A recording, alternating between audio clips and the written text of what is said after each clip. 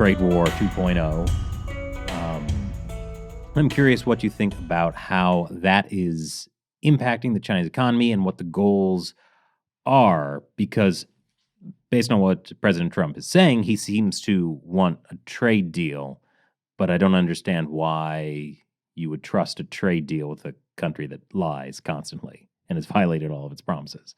First of all, it's important to note that nobody wants war. You probably know President Trump is certainly not someone that wants war. His base is certainly, even second guessing his decision to drop the mock bombs on Natanz and Fordow in Iran. This is our golden opportunity to set Iran's nuclear program back at least a decade.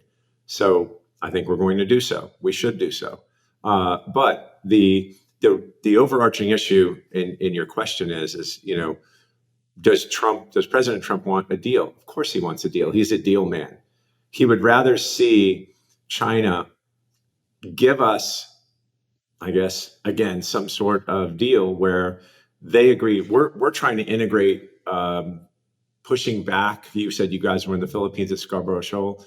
We're trying to push them back away from this, as you know, crazy 9-line idea and their force projection all the way to the coast of the Philippines and the Second Thomas Shoal and Scarborough Shoal, all the way back. We're trying to, in the trade deal, we're bringing into the trade deal their militaristic movements. And of course, they're saying, if you want to talk military movements, then we're not even going to talk about the trade deal. So that's where we are today.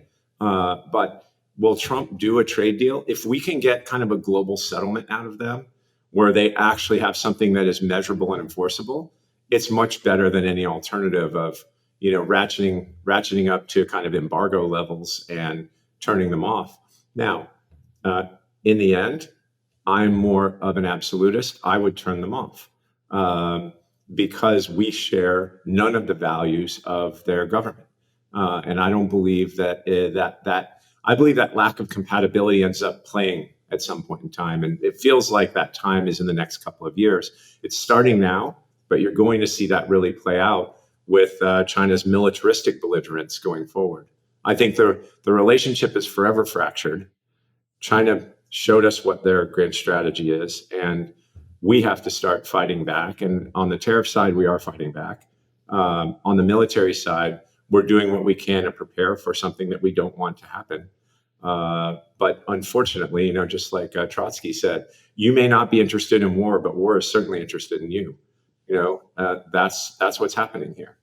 Well, one thing that confuses me about the trade deal is that Trump is saying that he wants China to give more access to American businesses. And this, to me, seems antithetical to a strategy of gradual decoupling to provide safety for our economy. So what do you think is going on there? Yeah, okay, look. Trump listens to, we have a last guy in the room problem sometimes. And so he listens to business leaders. So if you listen to the Chamber of Commerce, if you let the American Chamber of Commerce set our national security policy, we'd all be speaking Chinese tomorrow. So you have capitalists.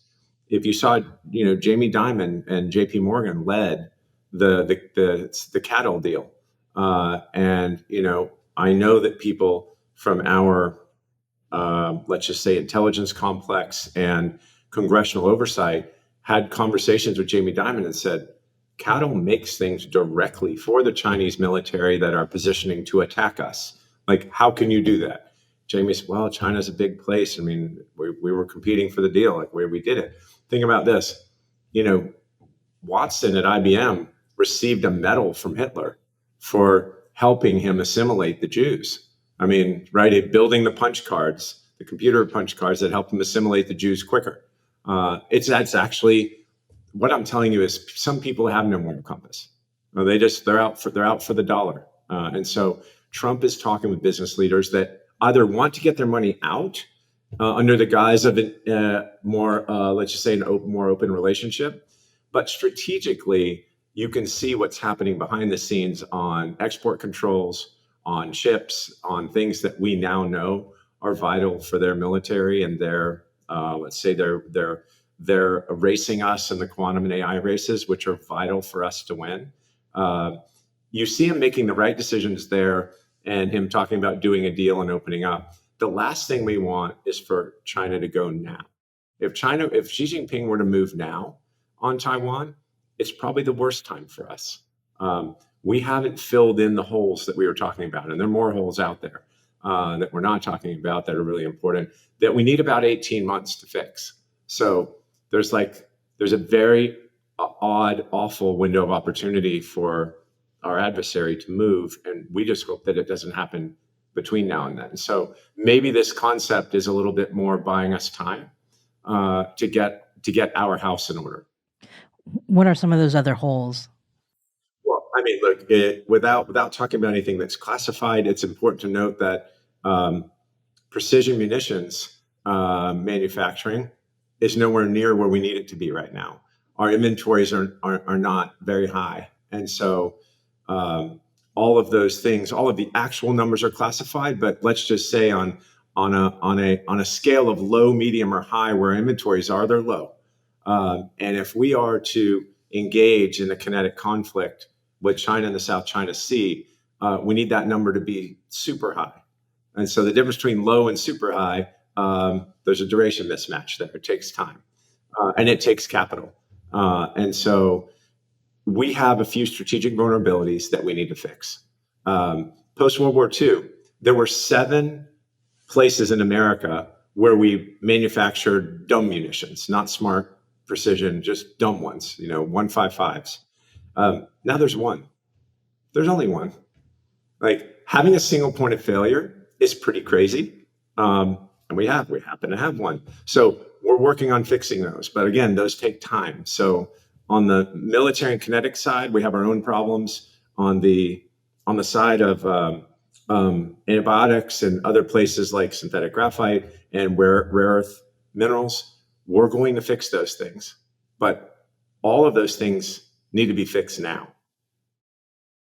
That was just one clip from our hour-long podcast. I invite you to watch the whole thing at our community platform, ChinaUncensored.tv. We rely on your support to keep making this podcast, so join us and you'll get all the full-length podcasts, audio downloads, exclusive live streams, and lots more stuff. So go to ChinaUncensored.tv and subscribe. I'll see you there.